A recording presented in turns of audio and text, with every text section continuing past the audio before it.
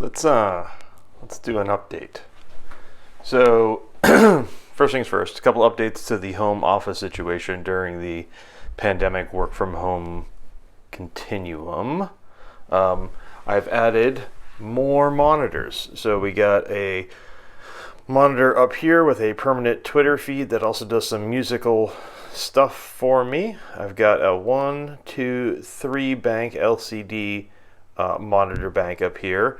This is feeding live news. This is feeding a graphical display. From that, video is feeding to there, and audio is feeding out of this as well. It goes with that. It's actually, this is funny, it's actually playing a 10-hour video of the Star Trek Enterprise computer interface here. You'll see there it is. And if I turn the sound up,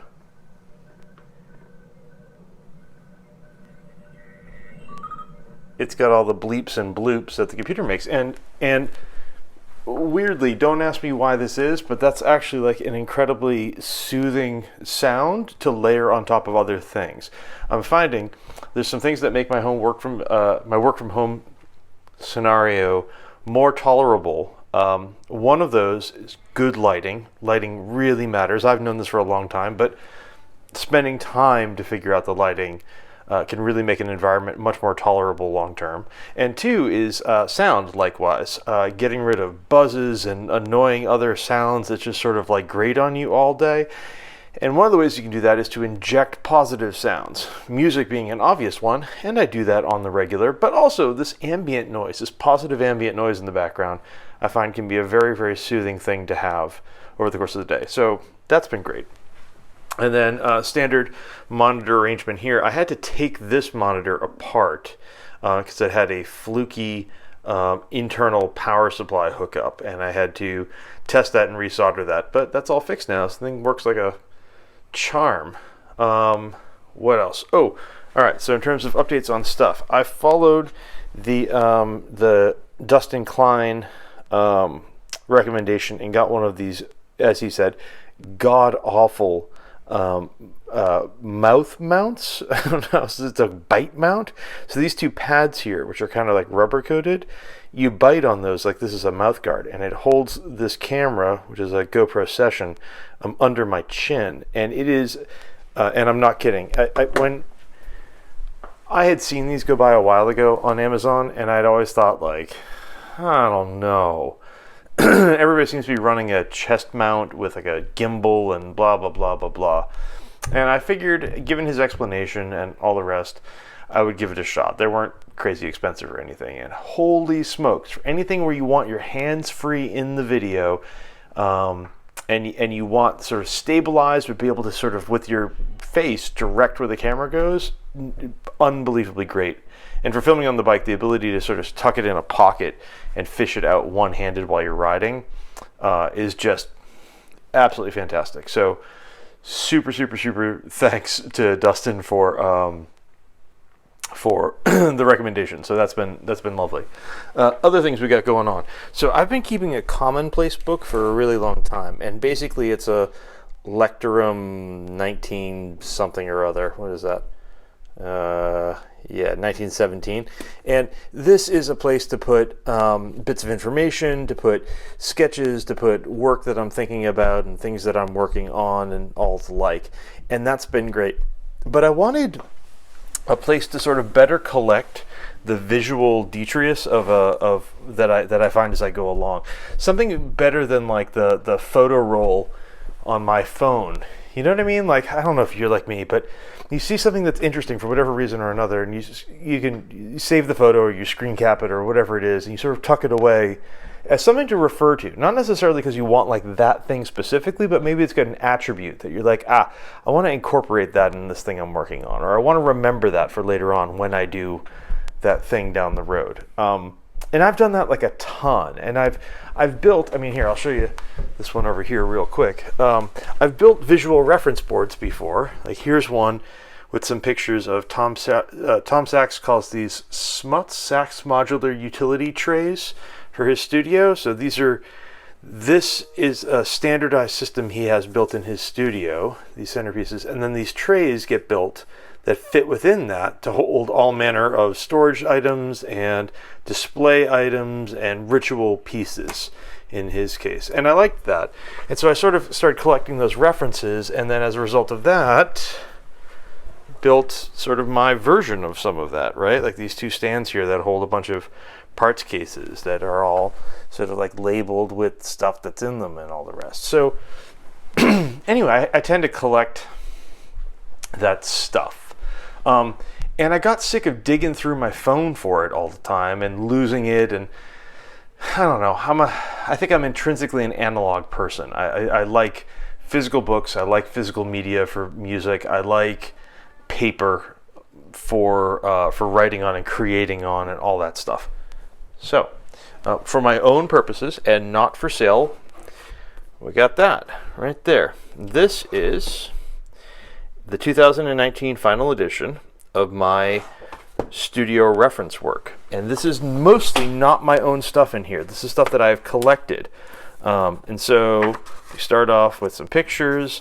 And this has got everything from portraits to gear reference to projects people have worked on to gauge readouts and control panels to photographs and sort of like, art pieces, to museum references, to a small catalog of camo patterns to reference as well.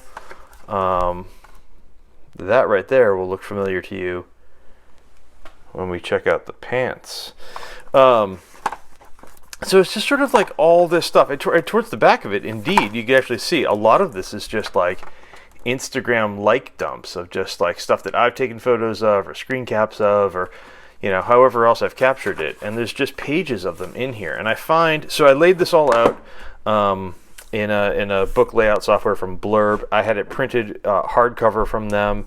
This is a 5-inch by 8-inch binding, which is lovely.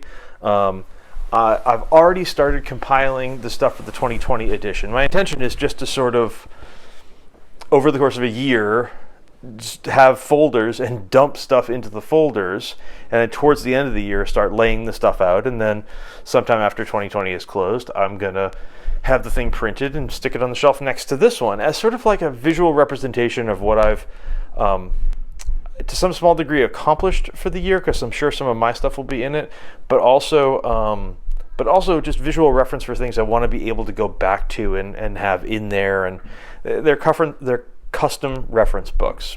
I really have enjoyed making it. I've really enjoyed being able to pick it up and peruse it. I imagine at some point it will get marked up and tagged and posted, and it's a working, breathing reference book. And so that's been super, super fun. So yeah, if you're into that sort of thing, perhaps a project to consider during this time of not being able to go out and do stuff, right? Next thing, so I'm a devoted Field Notes user. I don't use as many as some people would think that I do. This is my used pile right now. These are all in here sequentially, right? So if I pull out something on this end, it's dated back to 2013 as it ended, and over on the right is the one that just got finished the other day, right? May 17th, 2020, right? Focus, there we go.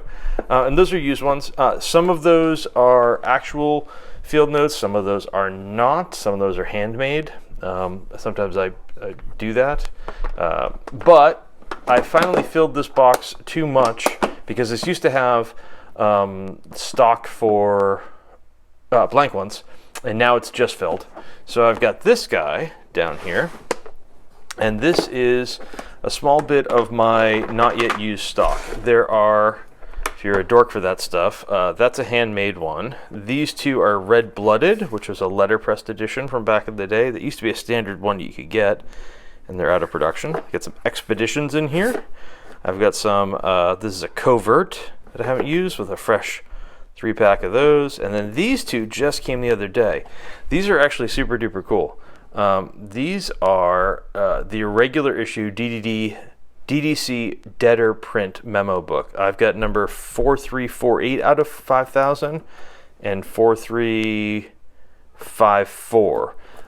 And so my understanding is that Aaron Draplin, who designs a bunch of posters and graphical stuff and who does field notes, had a bunch of dead print stuff, that like old posters that were misprints and stuff, and he had them chopped into covers for these. So these are just no two the same hodgepodge leftover covers, all mashed with this amazing foil print smashed onto the front of them. Just absolutely fantastic. Yeah, random stuff with a foil slam. Yeah. Anyway, so I'm keeping those close and keeping those tight, and I'm super psyched to have better organization there. My current field notes is actually a handmade one over there. I tend to make my handmade ones fairly short, just to make them easier to slide into a pocket. It'll get filled pretty rapidly at the rate that it's going right now. Okay, and last thing for studio workshop updates, because I have not had that much time to build stuff myself. Things being what they are. My work has been nuts, and it's been very difficult to carve out any time for my own projects. Anyway, last thing, I found these online, and these are hard cases. This is a U.S. government, it says U.S. property right on it, not anymore. This is a U.S. government case. It's got a pressure release valve you can press here, right? It's a hard case. It's got a spring-loaded, rubber-coated handle on the thing. It's got two big fat tabs on it. Ugh. And this one's empty, right? It's nice to give you an idea of space in here. That's my hand in it. So, I don't know, probably like 5 or 6 inches deep by probably 10 inches tall by maybe 15 inches long. Originally, these cases were for holding night vision rifle scopes, and the plaque for those. Yeah, here you go. Caution, battery. Oh God. Caution: batteries must be removed from sight before placing sight in case. And the other one actually has a tag on it: night vision sight, weapon system, etc., etc., etc. Anyway, you could find these all over eBay for short money, and they've hit me as being an almost ideal size for two things. My intention is twofold with this. One, to make a little teeny hard case for a small camera kit, so I can safely and conveniently transport a small camera kit around with some foam in there for some shoots that I want to do. So that's one of them. I've got two. One of them is going to be for that. The second one, I think, is going to be for a fairly substantial first aid med kit that's going to live in the family car, and sort of tuck it under a seat or whatever, so that if we're out and about, we've been trying to do more outdoor stuff as we can, and that's going to, I hope, continue moving forward. We'll have a really good med kit in the car, stocked with all the stuff that we might need, both to sort of handle emergencies, but also just, the incidentals that come along, the scrapes and bumps of having children and, doing things. Anyway, that's where I'm at. That's my current update. That's where the studio's at. That's what we're doing around here. I got more on the way. I got more coming. I'm going to have some bike gear I want to review soon. I have more bike check videos coming because I ain't done yet. And yeah, I hope you're doing all right.